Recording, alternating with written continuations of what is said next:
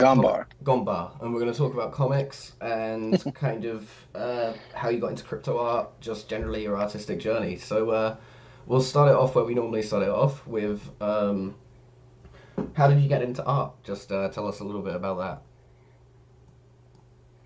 that. Um, I'd say I was always into it from a kid, but cartoons and taking it seriously started when I was 12 years old. I had my first comic published at 12 years old in a school paper and then a local paper.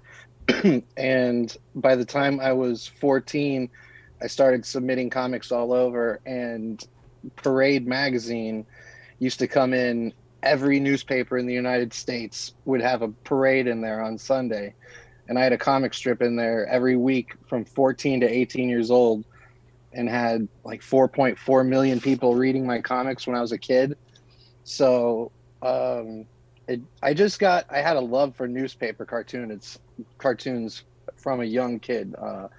Gary Larson, The Far Side, Calvin and Hobbes, and I just always wanted to be a newspaper cartoonist. I decided, it's actually kind of a funny story. I told one of my friends, we were in fourth grade, and I'll never forget, it was fourth grade, and I said, I want to become either a gang member or a syndicated newspaper cartoonist.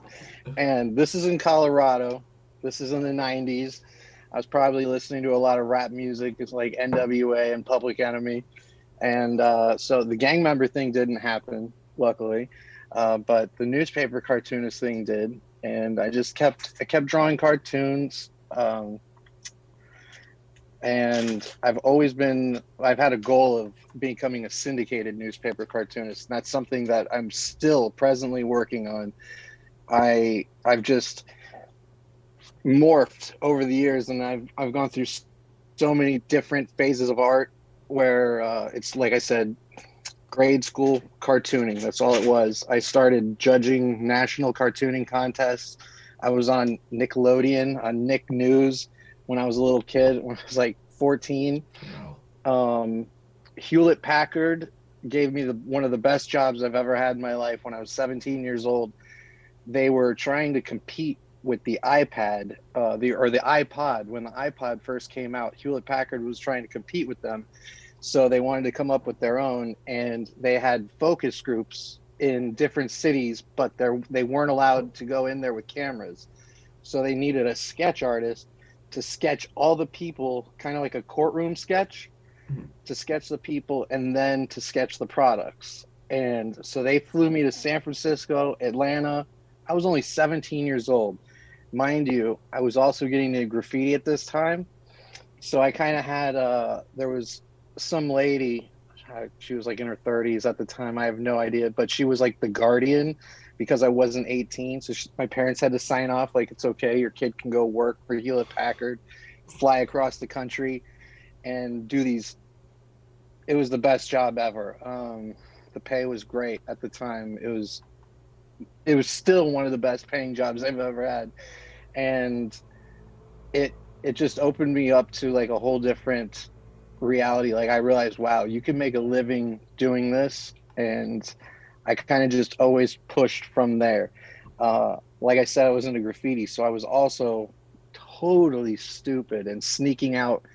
I'd be in the hotel room at the Embassy Suites in downtown Atlanta, and they put me up in a place called the Triton Hotel in San Francisco in Jerry Garcia's room and then in the Spice Girls room. Oh wow. And this was one of the fanciest hotels I've ever seen. They had an unlimited spending budget when it came to food.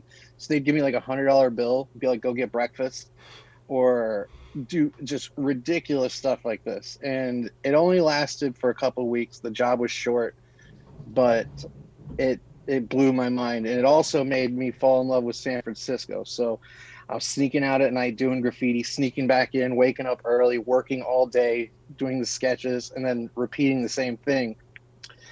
Finally, I in high school, that's when this kid from New York, Ellie Cordova, if I ever bump into that guy again, Ellie Cordova introduced me to hip hop music and graffiti. I was into punk rock music and skateboarding. I was also a kid in the 90s. I rollerbladed. That was like, so I was having little companies making products for rollerblades and actually numerous graphics for skate companies.